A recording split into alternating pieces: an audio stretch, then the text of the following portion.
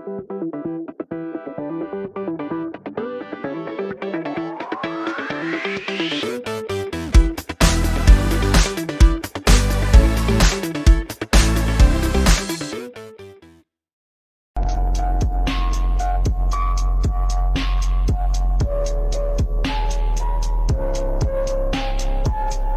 notion here at night when you're home alone. All this shit in my head, yeah, you don't wanna know. On your knees, begging for your life. I'm a 44 till you don't. Now you're gone, knife cutting straight to the fucking bone. Hands full of pills, don't know what the fuck they for. Young bitches.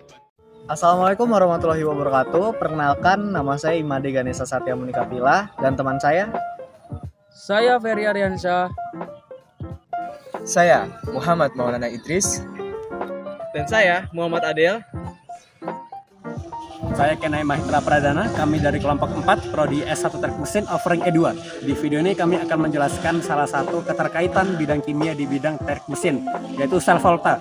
Yang salah satu contoh penerapannya dalam kehidupan sehari-hari itu adalah aki pada kendaraan. Namun tidak mungkin bila kami langsung mempraktekkannya menggunakan aki yang betulan. Jadi skala prakteknya akan kami perkecil menggunakan baterai. Nah, penasaran video yang seperti apa? Check it out!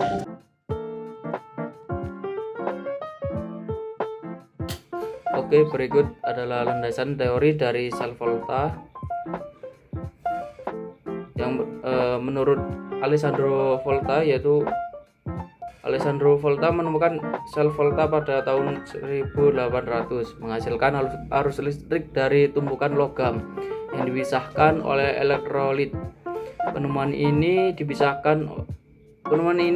menjadi dasar untuk pengembangan baterai dan sistem penyimpanan energi listrik yang dimana pada saat ini berupa aki mobil atau aki motor. Selanjutnya yaitu reaksi redoks. Yang pertama ada anoda atau oksidasi, yang ada reaksi kimianya Zn menjadi Zn kuadrat plus 2E min. Kemudian katoda atau reduksinya yaitu Cu2 plus 2E min menjadi Cu. Reaksi keseluruhan yaitu Zn plus Cu kuadrat plus menjadi Zn kuadrat plus Cu. Potensial sel disebabkan oleh perbedaan potensial elektrokimia antara anoda dan katoda.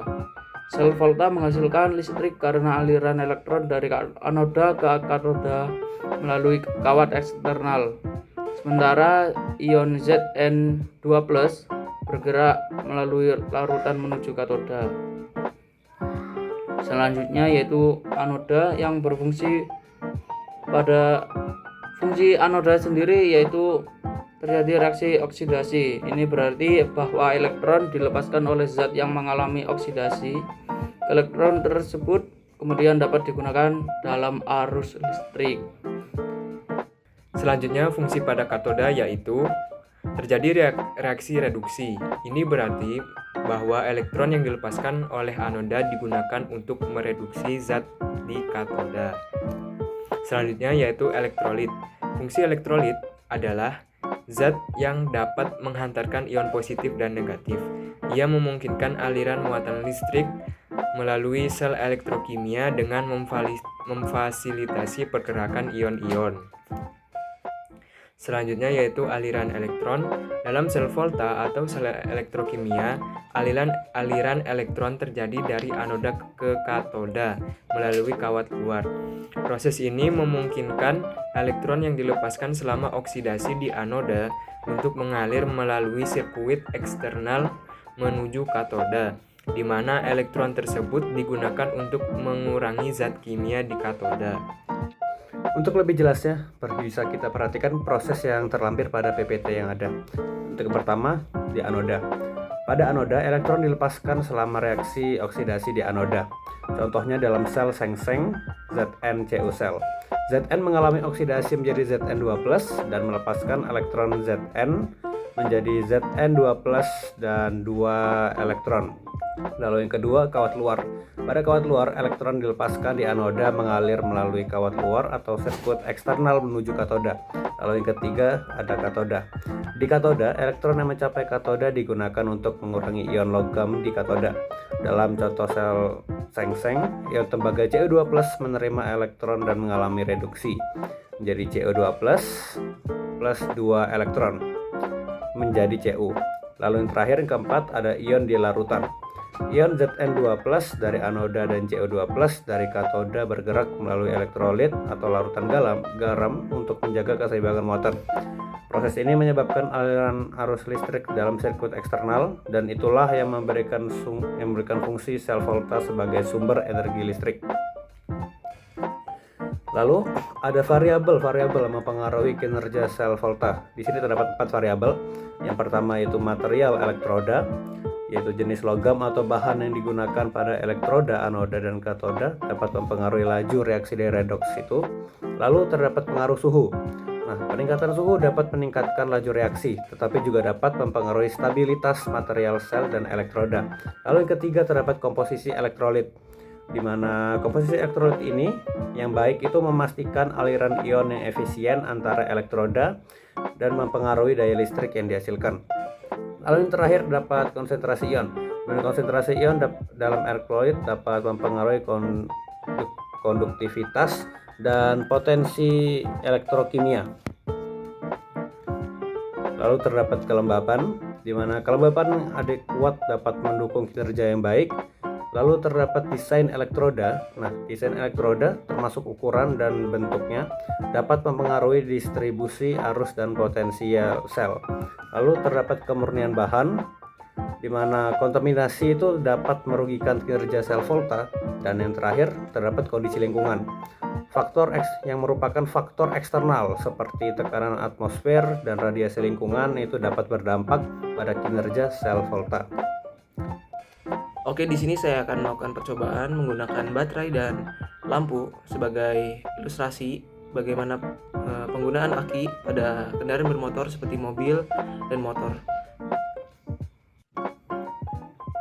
Oke, kita melakukan percobaan. Yang pertama yaitu bahannya adalah sebuah baterai, bisa baterai kecil atau besar. Yang kedua yaitu bohlam atau lampu kecil. Yang selanjutnya yaitu kita membutuhkan sebuah kabel, cukup 10 cm, tidak masalah.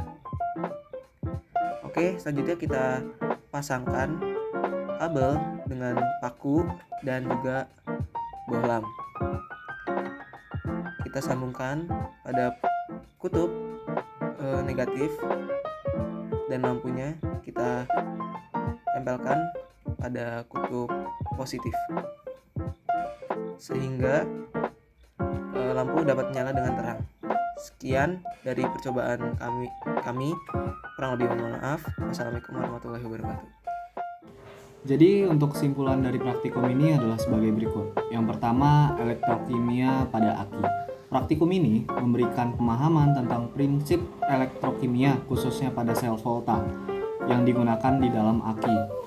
Reaksi redoks antara anoda Pb dan katoda PbO2 dengan elektrolit SO4 2- menghasilkan energi kimia yang diubah menjadi energi listrik. Lalu yang kedua, struktur dan komponen aki.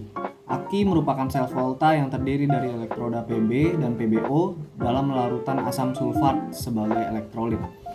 Aki umumnya tersusun dalam beberapa pasang elektroda untuk mencapai tegangan yang dibutuhkan untuk kendaraan, seperti 6 volt untuk motor dan 10 volt untuk mobil. Lalu mekanisme kerusakan aki. Pemahaman tentang mekanisme kerusakan aki juga diperoleh melalui praktikum ini.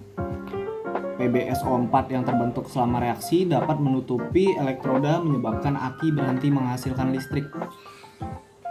Selain itu, pengenceran larutan elektrolit akibat konsumsi ion H+ dan ion SO4 2- juga dapat mengurangi kinerja aki seiring waktu. Lalu yang keempat, yang terakhir, aplikasi praktis. Praktikum ini menggunakan baterai A3, kabel dengan penjepit buaya, dan bohlam kecil untuk menstimulasikan prinsip kerja aki pada kendaraan. Hal ini memberikan pengalaman praktis yang dapat diaplikasikan dalam memahami cara kerja aki dalam kehidupan sehari-hari. Dengan demikian, keseluruhan praktikum ini tidak hanya memberikan pengetahuan teoritis tentang elektrokimia dan prinsip kerja aki, tetapi juga mengaitkannya dengan aplikasi praktis dalam konsep kendaraan bermotor dan teknik mesin. Baiklah, sekian dari presentasi kami, pemaparan materi kami, dan uji coba yang kami sudah praktekkan. Bila ada kesalahan dalam video kami, mohon maaf sebesar-besarnya karena manusia tidak pernah lepas dari kesalahan. Terima kasih telah menonton. Wassalamualaikum warahmatullahi wabarakatuh.